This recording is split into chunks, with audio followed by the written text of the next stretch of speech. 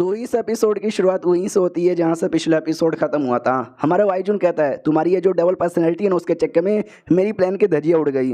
वो भी कहती है अच्छा ठीक है सॉरी, लेकिन मुझे एक बात बताओ, मैंने ऐसा सुना आप किसी कमाल के सेके लेवल के बंदे का रिइंकार्नेशन यहाँ पर हो, ये सच है क्या? हमारा मेन कैरेक्टर कहता ना जी ना भाई, मेरे सामने सेक की मालूम है क्या औकात है, चींटी के बराबर, चींटी के बराबर। ये भी कहती है क्या चींटी के बराबर? आप सच्ची में इतना ज़्यादा स्ट्रॉन्ग यहाँ पर हो क्या? और जो ट्रू गॉड लोग हैं उनसे भी ज़्यादा स्ट्रॉन्ग। ये भी कहता है ट्रू गॉड भाई, वो भी मेरे सामने चूहे के बराबर है भाई, वो सब मेरे से एकदम टट्टी है। जो सुनते ये भी कहती है एक सेकेंड, अगर सच्ची में आप इतने स्ट्रॉन्ग यहाँ पे थे तो अभी के लिए आप इतने वीक कैसे हो? वाई जून कहता है मैं अभी के लिए इतना वीक कैसे हूँ? अब मैं तुमको कैसे बताऊँ यार कि मैं वीक यहाँ पे कैसे हूँ? बस मैं इतना बता सकता हूँ कि इन फ्यूचर मैं कुछ तगड़ा करूँगा, मैं तुम्हारी हेल्प यहाँ पे करूँगा, बस तुम मेरे बीच में उंगली यहाँ पे मत करना। तो ये भी कहती हाँ, तो मैंने आपकी जान बचाई जिससे आपके प्लान की धज्जियाँ उड़ गई ना। ये भी कहता यार ये तुमने सही बोला, लेकिन अब क्या ही कर सकते थे, जो हो गया सो हो गया, आगे से उंगली मत करना।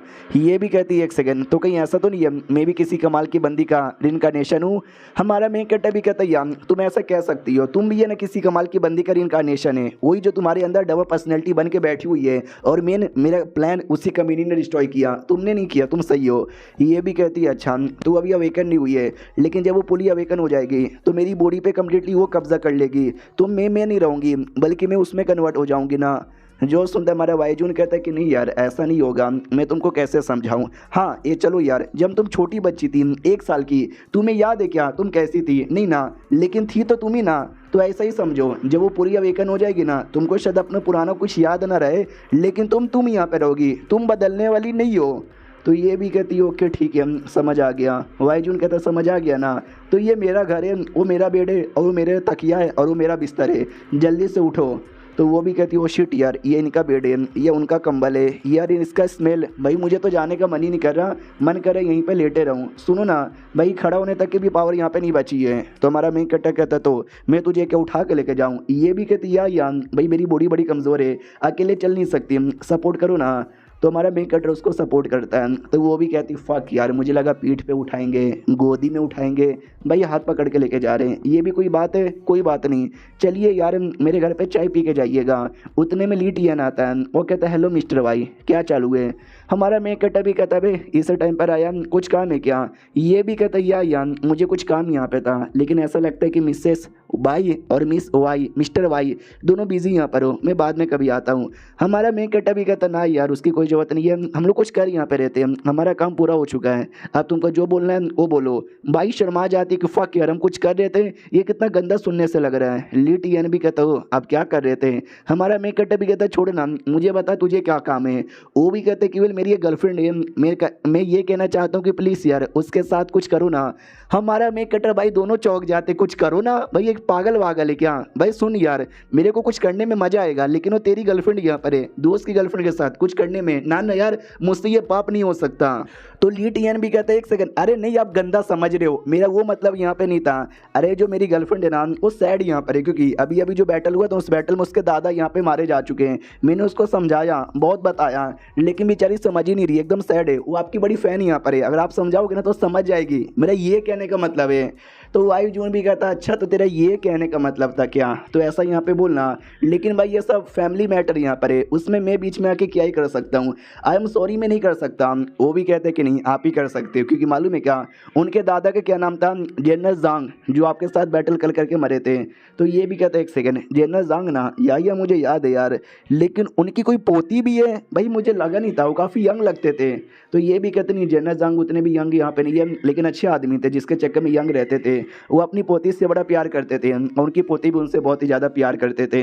हमारा मेन कैरेक्टर भी कहते कि ये तुमने सही बोला, तो मुझे मिलवाओ यार, मैं जाके देखता हूँ। और मिस माई आओगी क्या तुम मेरे साथ? तुम एक लड़की हो, तुम भी बैटल में नहीं, तुम बैटल में नहीं न थी, लेकिन तुम सपोर्ट कर सकती हो। वो भी कहती या मैं आऊँगी। तो ये भी कहता चलो, याद है एक दादा की पोती के साथ क्या हुआ था? बेचारी की मौत हो गई थी, हमने उसके लिए न्याय किया, तो ये बेचारी बाई अंधी हो गई थी, लेकिन आज एक दादा की पोती के साथ हम न्याय नहीं होने देंगे, न्याय करेंगे। अब आते पोती की ओर। पोती भी कहती है जांग चैन जुन मेरा नाम है, और भाई मिलकर अच्छा लगा, आप दोनों की मैं बड़ी दीवानी हूँ, आप दोनों तो मेरे रोल मॉडल हो। हमारा मेन कैरेक्टर भी कहता है यस मिस जांग, और शुक्रिया हो तुम्हारी इस बॉयफ्रेंड का जिसने मुझे तुम्हारे बारे में बताया। तुम्हारे दादा, क्या दादा यहाँ पे थे? ऐसा दादा दुनिया में आज से पहले कभी पैदा यहाँ पे नहीं हुआ है।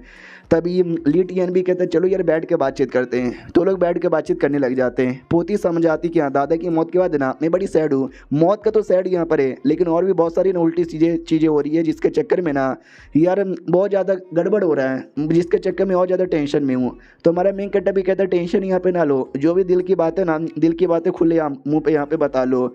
जो सुनते ये भी कहती है ओके ठीक है। नहीं आपको क्या लगता है हमारे फैमिली में सबसे बड़ा कौन होगा, किसका औकात यहाँ पे ज़्यादा चलता होगा, किसका ऑर्डर यहाँ पे चलता होगा। हमारा मेन कट्टा कहता ऑफ कोर्स तुम्हारे दादा का, तुम्हारे दादा से बड़ा कोई भी नहीं है। ये भी कहता नहीं आपने गलत यहाँ पे बोला, मेरे दादा से बड़े हैं भाई उनकी भी मम्मी जो मेरी परदादी यहाँ पे लगेगी। और उनका टोटल 2 बेटे यहाँ पे थे, एक मेरे दादा एक मेरे दादा के भाई यानी मेरी परदादी के छोटे बेटे। हालांकि भाई मेरे दादा बड़े कमाल के थे, जनरली यहाँ पे थे, हमेशा बैटल करते थे देश के लिए, उन्होंने हमेशा भी सपोर्ट किया है। लेकिन जो दूसरे वाले मेरे दादा के भाई थे वो बिल्कुल भी कुछ करते नहीं थे, लेकिन परदादी हमेशा उसको ही सपोर्ट यहाँ पे करते थे।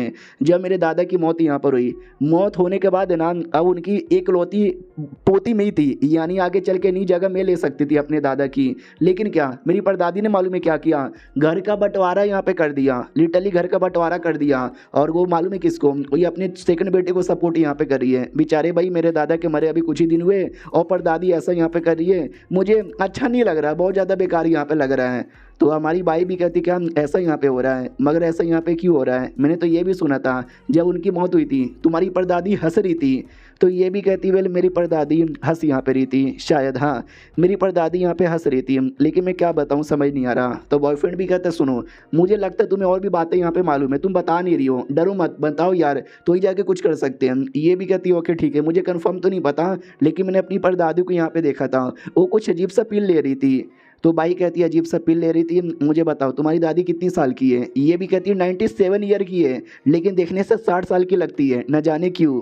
तो बाई समझ जाती है कि अरे यार एक कमाल का पील आता है कल्टीवेटर्स के पास जो खा खा कर ना भले उनकी उम्र यहाँ पे बढ़ जाए लेकिन देखने में नहीं लगते। तो मुझे बताओ तुम्हारे खानदान में किसी का रिलेशनशिप था क्या किसी सेट वालों के साथ। जो सुनते वो कहती है मुझे उतना तो डिटेल में नहीं पता, लेकिन याद है कुछ दिन पहले आपने हमको बताया कि कैसे दुश्मनों ने बैरियर यहाँ पे तोड़ा जिसके चक्कर में हमारे ऊपर अचानक से हमला हो गया। उस समय मेरे जो दादा थे ना वो लड़ रहे थे अपने भाई से कि भाई तेरी गलती यहाँ पे थी। तो मुझे याद आया बहुत पहले जो बैरियर संभालने का काम है ना उनको यहाँ पे मिला था। तो मुझे ऐसा लगता है बैरियर तोड़ने के पीछे कहीं ना कहीं उनका हाथ होगा, यानी शायद उनका जान पहचान स्टेट वालों के साथ है। तो हमारा वाई जून भी कहता है क्या यानी इसके पीछे तुम्हारे सेकंड दादा का यहाँ पे हाथ है क्या। यानी लगता है मुझे भी बीच में आना पड़ेगा और बीच में आके मुझे भी उंगली करना पड़ेगा क्योंकि मामला बहुत ही ज़्यादा सीरियस यहाँ पे हो चुका है। चलो यार कोई बात नहीं, तो मैं काम करता हूँ, मैं साथ ही में हम 2-4 बंदे लोग आके मिलेंगे। वो भी कहते शुक्रिया बहुत ही ज़्यादा शुक्रिया। हमारा मेन कट्टा भी कहता यार तुम्हारा जो फ्यूनरल होगा ना परदादा का दादा का उसमें भी हम सब आएंगे। तो ये भी कहती है फ्यूनरल मेरी परदादी ने मना कर दिया कि नहीं भाई कोई फ्यूनरल विनरल यहाँ पे नहीं होगा। तो बॉयफ्रेंड भी कहता है क्या भाई तुम्हारी फैमिली के इतने इंपॉर्टेंट मेंबर थे उनके मरने पे कोई फ्यूनरल भी नहीं होगा, कैसी अजीब फैमिली है। हमारा मेन कट्टा भी कहता है कि होगा, मैं आऊँगा, प्रिंसेस आएंगे, शेंगुआन आएगी, भाई सबको यहाँ पर आएंगे। तो ये भी कहती है आप लोग आओगे तो पक्का फ्यूनरल होगा क्या। हमारा मेन कट्टा भी कहता है यस तुम्हारी परदादी को फ्यूनरल करना ही पड़ेगा। और ये चैप्टर यहीं पे ख़त्म भी हो जाता है। तो हम मिलते हैं किसी और वीडियो में, जब तक के लिए बाय बाय।